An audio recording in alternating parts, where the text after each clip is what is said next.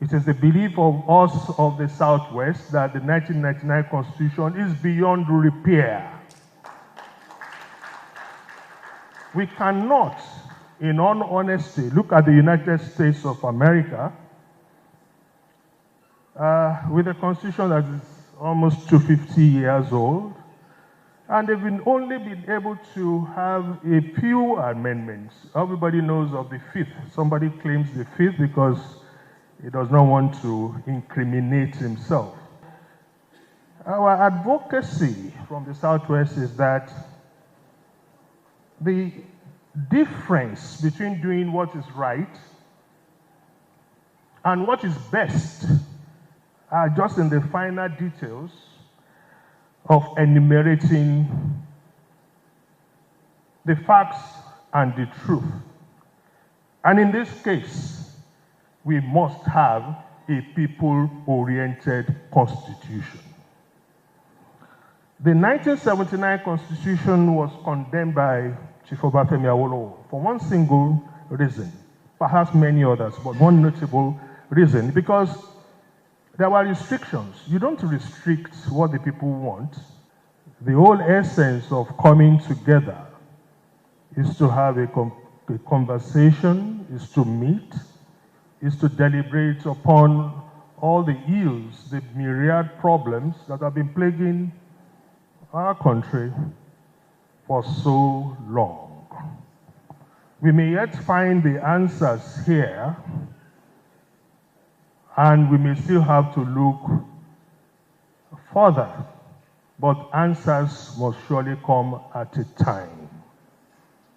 Maybe it is time to say enough is enough.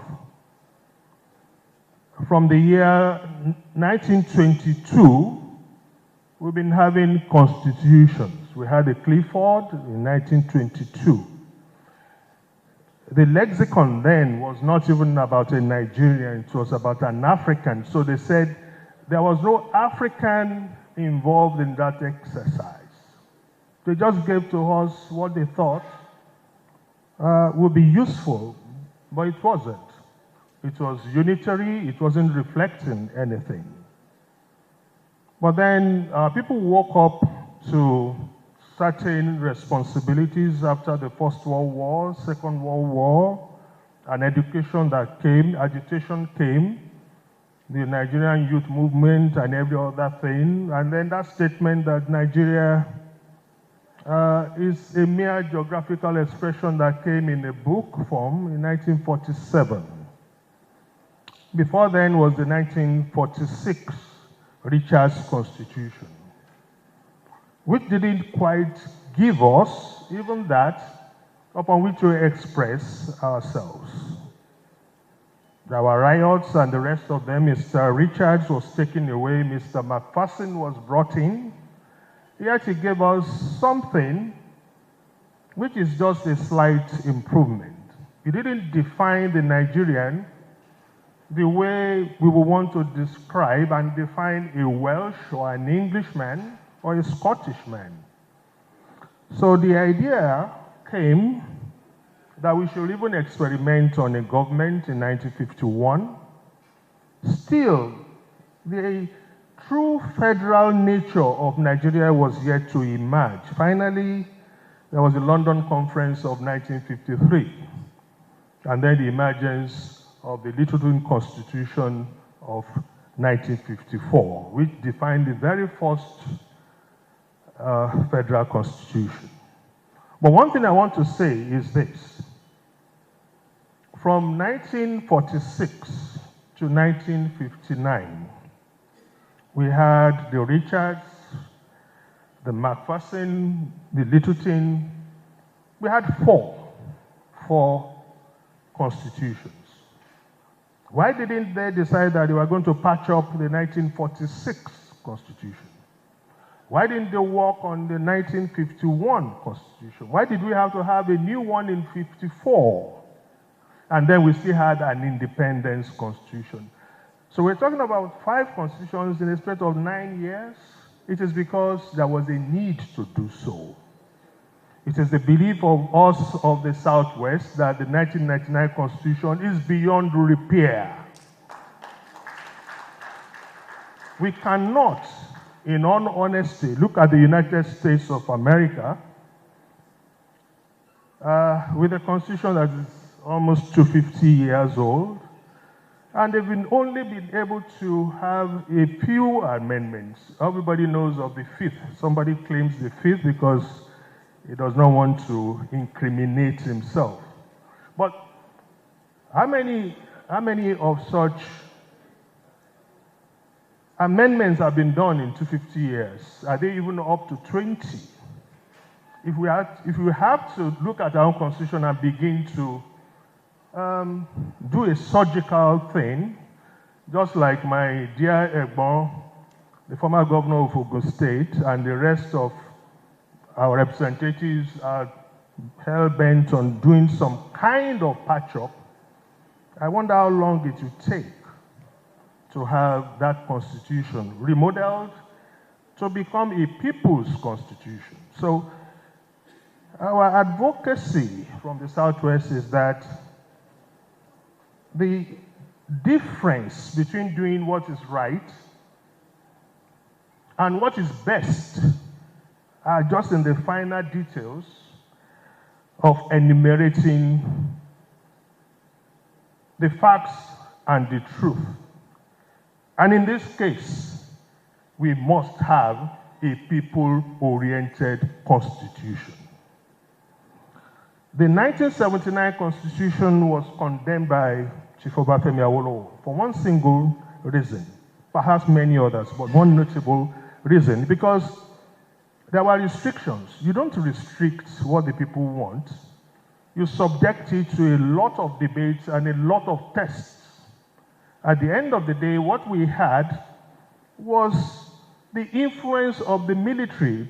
And if anybody had expected the military in 1966 to have come up with a system of governance that is going to resemble what we had before the coup, perhaps the person will need to study what happens in the military. My forever leader, and I've been to his place around Ikwisi-Kwacho, General Ikewachukwu is here. There is this idea of order, which you follow in the military. You cannot expect a lieutenant colonel, who is a governor, to be so independent of his boss, who is not a governor, but is his senior. You cannot have the governor of Western region, or Western state, or Eastern state, being so autonomous of the supreme commander. It's not going to happen. That's not the way the military works. So what the military did in 66 was not so much as people saying somebody came and took away federalism. Military came, and they only could do how they manage the military. And it didn't matter that it was in a civilian situation. So what we had in 79 was still part of that military culture. It was, at best, Obasanjo constitution. Same thing happened in 1988 when there was a Constituent Assembly here in Abuja, and we produced the Babangida Constitution of 89. Same thing with the Abdulsalami Constitution, which in many ways is some kind of illegality. Elections were held for a constitution that had not been promulgated into law. That's an aberration. But we still went ahead and saw a precedent on that constitution that had not been promulgated. Now, it's all military. But before this, there was a 1963 constitution, which is very much like what we are doing here. There was no Constituent Assembly. It was the conglomerate of wise men from those regions of those days who sat down together and had the very first Republican Constitution for Nigeria, homegrown, no Clifford, no Richards, no Littleton, the Republican Constitution of Nigeria. That was the very first People's Constitution. We had something close to that in 2014, and Providence didn't allow that to stand. Now we have yet another opportunity of an homegrown solution to all our problems. prayers in the Southwest is that may this exercise give us the required constitution to steer Nigeria forward and steer us away from a certain destruction. If ever there's going to be a prayer, if anybody is ever going to believe in the power of prayers, it is now. So that this effort will not just go against the powers that and principalities that we need to appease one way or the other. The people will have the right to say this is how we want to be governed. I have prepared a slide, it's showing there, but I decided I'm not going to follow that. We prepared a 90-page document, which will take a longer period to even begin to talk about point for point. I felt the best thing we could do is appeal to our sense of belonging, of wanting to rectify a situation and not make the kind of speeches out of written words. Those who would distill all that the zones have prepared would do a good job to that which has brought us here. When I was made the chair, I said to myself, it's an opportunity to practice my indoctrination and my conviction and to bring everything to fore in a way that it will be politically agnostic. This is not about the right or the left or the center. It's about the people of the Southwest, it's about the people of Nigeria. It didn't matter what anybody's interest would be. It's about the people. So we gathered a good team. I'm privileged to have worked with the likes of Dr. Aderebi Disalu. I'm privileged to have worked with Mr. Kayode Samuel. I'm privileged to have worked with Reverend Canon Architect Goke Omikbodu. I'm privileged to have worked with Byron, Adegbenro Byron, Eyitemi Taire, Funke Awolowo, and a host of others who gave all their time. We had a town hall meeting that included the likes of AIG Alakpini, former Deputy Governor Gbenga Kaka, Niyi Akintola San, and about 14 Yoruba groups and eminent personalities that joined us. And the document we have produced will still not be so much of something new. And I will explain. Right from 1953, the people of the Southwest have had this rare opportunity of having documented interests and profound leanings of the people of the Southwest. So we leaned on that. In 1991, the late Alao Akabashorun, who was calling for a national conference at that time, had even gone to Benin Republic to organize one. So we had a document from 1991. We had such a document repackaged for the 2014 confab. And yet again, when we had the Ibadan Declaration of 2017, which was organized by the Afenifere, but then Afenifere brought in 42 other Southwest groups. I was made the publicity secretary. So we went to Adamasingba, and then we still produced yet another document. What we have done is to improve all of this, did our consultation with all the socio-political leaders. At that meeting, like I said, we had Yoruba Council of Elders, we had Yoruba Elders Council, we had Afenifere, we had everybody to give us their input. Good day to our viewers all over the world and welcome back to Local Journal. We can all hear what the patriots are saying, that the 1999 constitution is due for review or revamp already, because the constitution is not a people's constitution. It is a constitution orchestrated by a few elites just to lord over Nigeria forever. And if we want to be a serious country, if we want to make a headway, if we want this country to grow, then the urgency to get a new constitution should be more than ever. If we continue using this 1999 constitution, there is no way we are going to be together. Many regions are complaining and feel cheated over the 1999 constitution because it doesn't cater for them at all.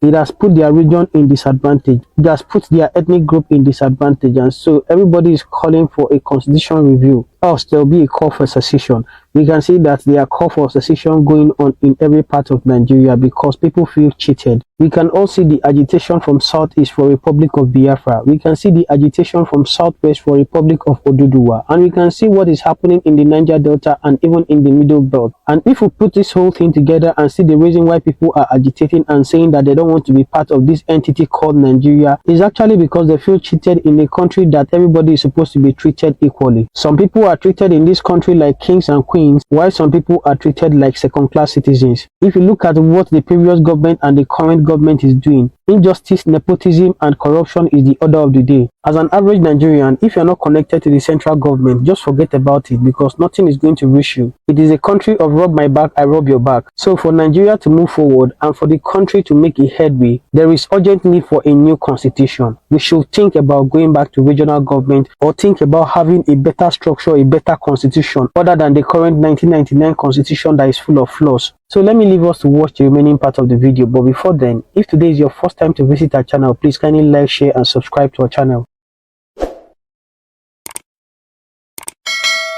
So what we have presented is legitimate. I can assure you of that.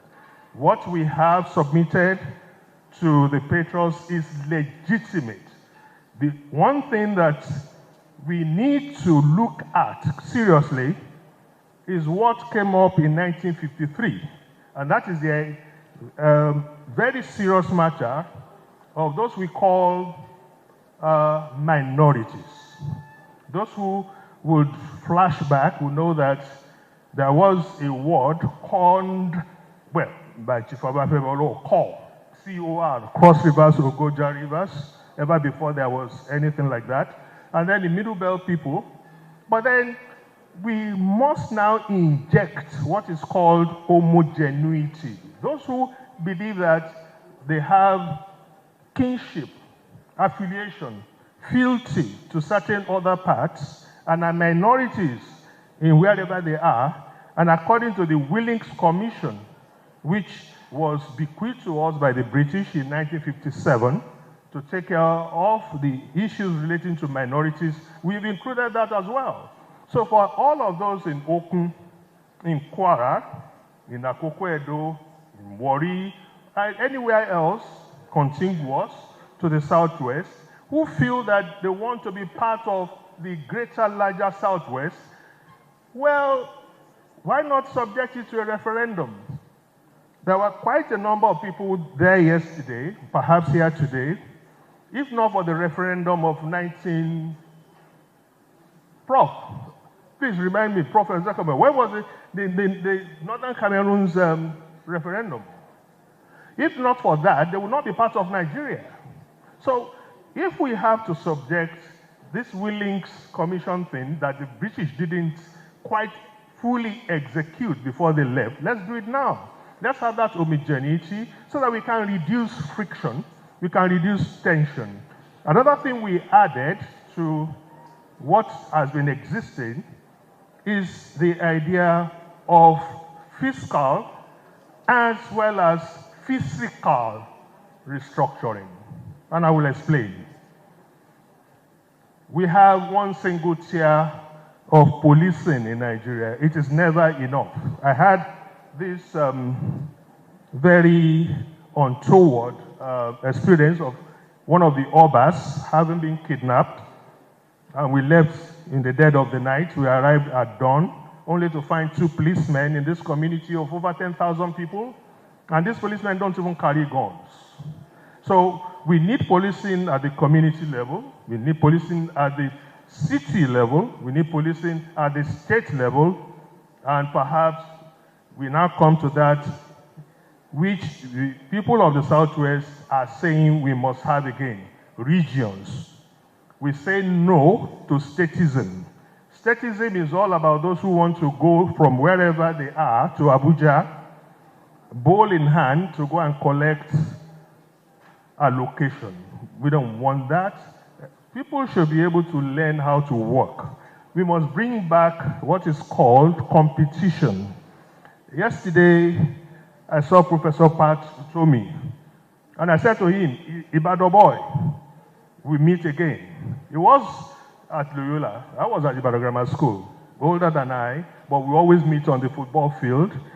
Ibadan Grammar School, we always beat Loyola until they went and brought one Lukula. Then we almost played a draw, but then we still beat them. But that is competition. And we had a lot of memories. There was the time Chief Obafemi Awolowo, who had started the first television in Africa. And naturally, it was the first in Africa. He didn't have to say so. But Chief Michael Okpara, ever alive to responsibilities, 3 months later, started and finished the Eastern Nigerian television. And of course, who can remember how that television station went in terms of advertisement, the way he advertised? He said, Eastern Nigerian television, second to none. I like that.